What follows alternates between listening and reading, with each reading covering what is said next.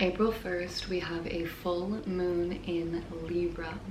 This is kicking off April. It'll set the tone of the energy for all of April. And let me just say, April is a wild ride. We have a lot of energy in Aries, which is where the sun is sitting. Every full moon, the sun and moon are 180 degrees opposite each other. So the sun is in Aries with this abundance of Aries energy, initiating us into the new. Aries is cardinal fire. It is initiating, initiatory fire. Aries is about the self, the I am, the individuation of self out into the world.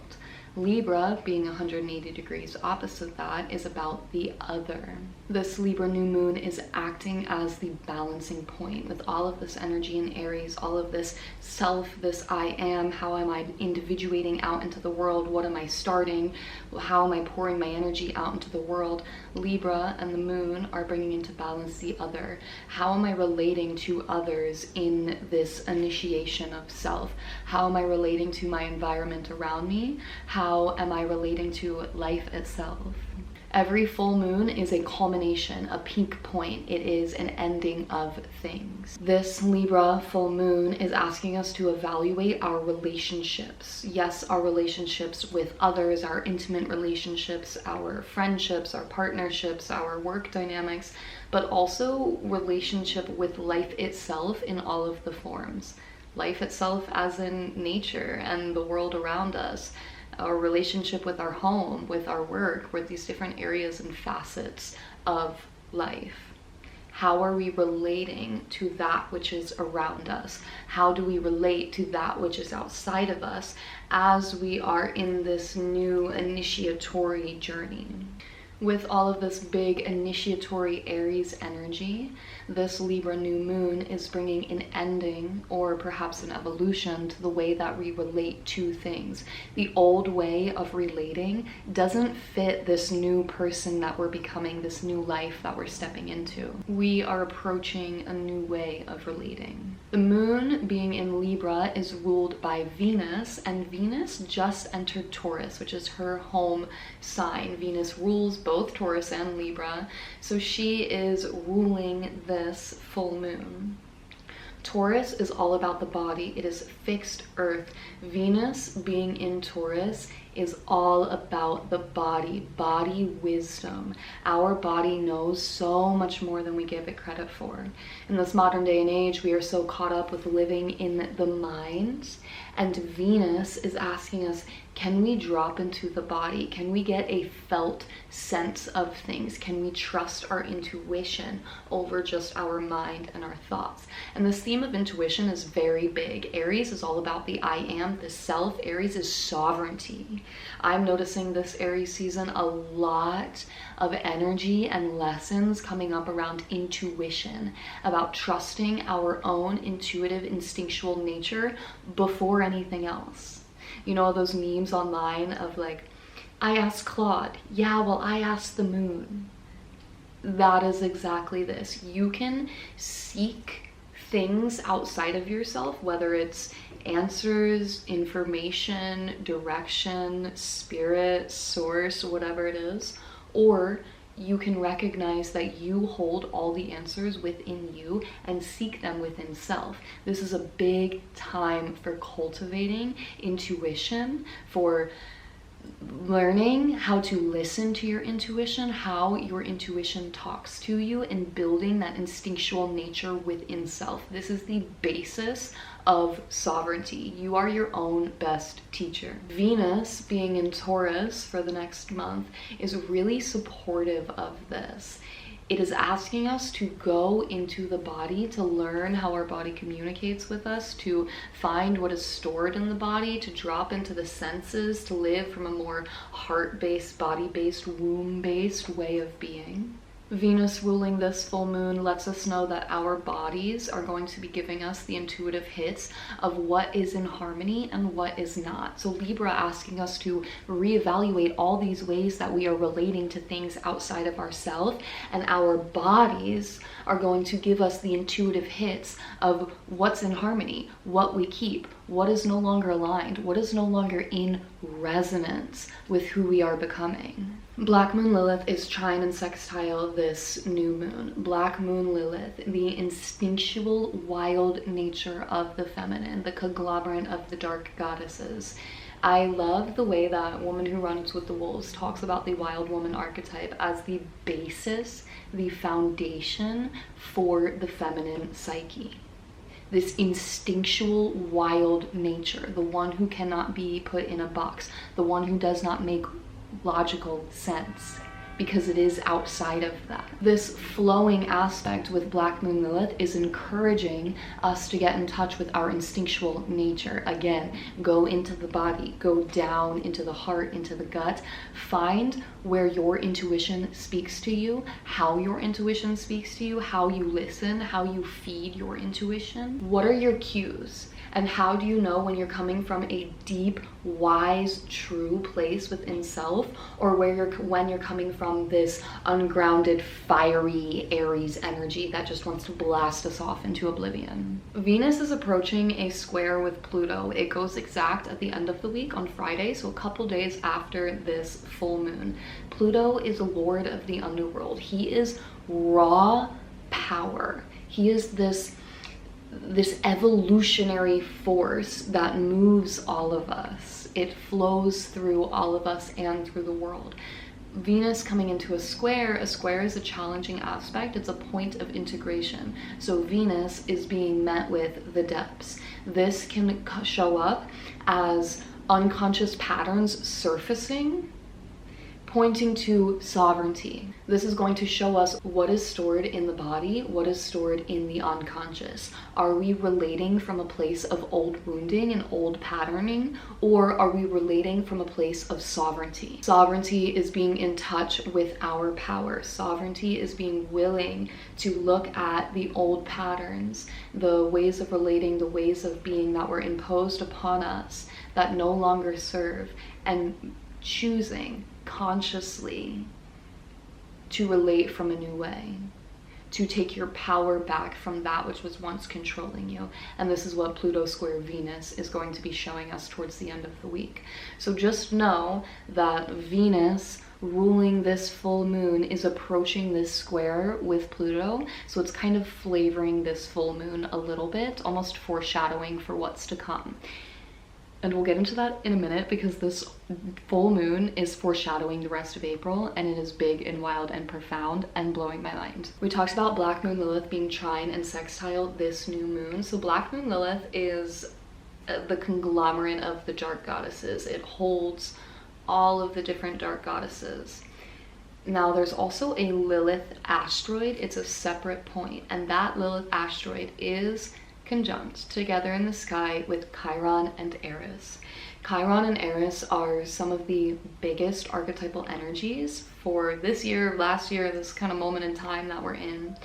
Chiron is the wounded healer. He is our deepest wounds, the wounds that can never be healed, but are the greatest source of medicine. It's a wound that requires continuous tending and becomes our greatest source of medicine, our greatest gift and offering into the world. Aries is goddess of discord and truth. In myth, Aries was the only goddess not invited to the wedding at Mount Olympus. She showed up anyways, threw a golden apple on the dance floor and said, "For the fairest," which all the goddesses got into a fight, and that is said to lead to the Trojan War.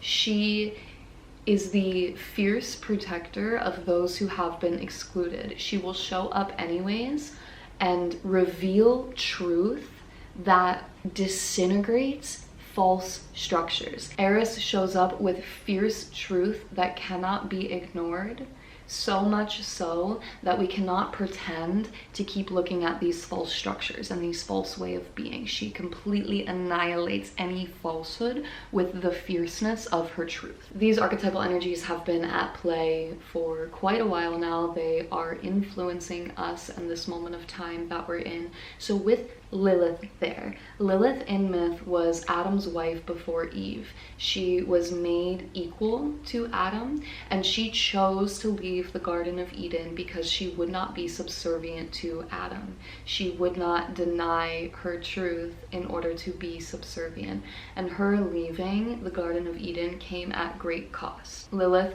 also represents this wild woman archetype, the one who will not be contained. So we see Aries, this goddess of truth, the one who rips away all falsehood with the power of her truth, and Lilith, the one who would not be subservient, the one who chose to be exiled in order to stay aligned with her truth, with Chiron, our deepest wounds. To me, this speaks so profoundly to these patriarchal structures and societies that we are living in, that have just been imposed upon us since birth. We grow up living and moving out into the world with these psychic structures that have just been placed and imposed upon us, that do not serve, that limit us, that take away from our instinctual wild nature, and we grow up thinking that they are us. We think that this is who we are and that this is what we're meant to be. A lot of times we don't even realize that there have been limits that have been imposed on us. This Lilith conjunct Chiron Aries is also foreshadowing some themes that we'll see later in the month on this exact point.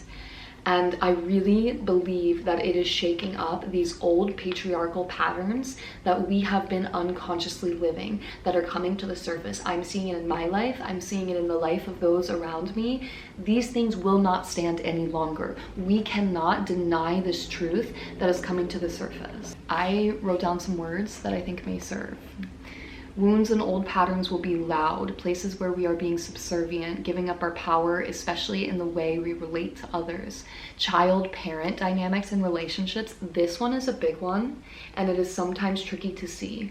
But in intimate relationships, when are we relating to our partner in a way that a child would relate to a parent? And this can show up because as a child, we did not receive the full love and care and support that we needed from a parent. So from a feminine perspective, it can look like needing your partner to take care of you, to be there for you, to acknowledge your worth and that you are lovable, and just be this rock, this point of solidity and foundation for you. From a masculine perspective, this looks like wanting your woman to mother you. And again, these are very subconscious, so they might not be easily recognized. It's wanting to be emotionally regulated all of the time. It's having your ego coddled, or seeking the partner, again, unconsciously to protect you from shame. If this sparked anything in you, whether it's something that you can consciously recognize, or if it brought up some anger, or if it brought up something really sharp in you, then maybe it's a place to look. And remember, these things are collective. It was placed upon us. It was imposed upon us. We've probably had this since birth and early childhood. There's no shame in it. There's no fault. There's simply choosing to look at it, to acknowledge it, so you can take your power back, so you can choose to relate from a sovereign, whole place. A couple more things to read. This good girl subservience for safety or whatever else, the feminine making herself smaller for safety, feminine reclamations, harnessing your creative power and to create your own life, coddling male ego, entertaining lower dynamics because of an inability to recognize your own worth or power. This will be really loud. Aries is making this loud and making this in your face. If you're noticing any discord, disruption, that is Aries telling you, look here, look here. This is coming from the depths. Lilith, you may feel like you will be ostracized or banished for acknowledging this truth, for living this truth. That's very Lilith archetype. And it also may be at great cost. This may cost something. You may have to give up something that you love so dearly. But is it worth your sovereignty? Is it worth your sovereignty? Is it worth staying and perpetuating a wound? And I would also mention to watch out for martyrdom. This was a big one for me that I had to sit with. Love can conquer everything. And yes, love can, but sometimes sacred wrath is love. Moving on. Pele, Hawaiian goddess of the volcano, of this creative, destructive force that is a volcano, this destruction that creates new life and fertile ground for new life, is conjunct the moon, opposing the sun. This can show up a couple ways. It can show up as this destructive force that is ending the things that no longer serve, that need to be cleared and washed away so that new life can form. And it can also show up as this regenerative force. It can show up as this regeneration of life after all of this ending and clearing and purging, which we've been in for quite some time now. In the course of 2026, we are watching this dynamic play out of masculine and feminine energy rising into union. This is happening first and foremost within self. We all have masculine and feminine energy within self, and each of these energies are going through different lessons for the purpose of stepping into next right relationship, stepping into union with each other. The feminine is being asked to go on a path of reclamation, of reclaiming more parts of self, the parts of self that have been demonized, that have been denied, the ways that we've made ourselves smaller and put ourselves into a box. This can look like the dense emotions of rage and shame and grief that we are not wanting to face. It can look like these patterns where we make ourselves subservient, where we stay in a box and keep ourselves small because it's safe, because we believe that we're too big for the world, which is quite silly because the world needs your bigness. The masculine energy is having his ego cut off. And let's first look at this in self before looking at this out in the world. Where is our ego needing to be cut off? The astrology is showing this really interesting dynamic of the feminine is leading this parade into the new. The masculine is trailing behind but still chugging along. And as we look at the astrology for April as a whole, remembering that this new moon, this full moon on the 1st is foreshadowing all of April, we're seeing these themes expand of this feminine reclamation of these unconscious patterns of ways of relating that no longer serve, where we're giving away our power and our sovereignty to old ways of relating that no longer serve. Simultaneously, these masculine patriarchal structures in the psyche are falling away. And it's a continuation of this theme. We've been doing this for a long time. But what I am not sure that we're all recognizing is, yes, we can see the patriarchy out in the world and how those systems are collapsing and how those patriarchal systems out in the world no longer serves. But do we recognize that the patriarchal society that we lived in has created patriarchal structures in our psyche? So our internal landscape has these patriarchal structures, and that's how we navigate the world. And again, we've been doing this dismantling for quite some time, but it's these psychic structures, the way that the psyche has been organized, is needing to collapse and adapt and change. So this feminine reclamation, from my perspective, is this reclaiming sovereign self, wild, instinctual nature from patriarchal structure in the psyche that no longer serves, that no longer supports. This energy peaks around the new moon on the 17th, kind of tapers off a little bit, but as we end the month on the 30th, this energy is loud again. And something that I find so fascinating is the feminine Venus is forging her way into the new, into new earth, into new human, into this next sovereign version of self, of feminine energy. The feminine consciousness is being birthed in ourselves and out into the world at large. And the dark goddesses are trailing her the entire way and are almost holding these masculine planets, Mars, Mercury, these, as they kind of move through this energy, the dark goddesses are right there, making sure they stay on track, making sure we look at these things, making sure that this doesn't get left behind once again. So I invite you to take stock of the themes that are present this full moon for you, the couple days before and the couple days after, and observe how those themes and those energies expand and unfold throughout the month. I would love to hear how this is showing up for you. I'd love to hear what's going on in your life.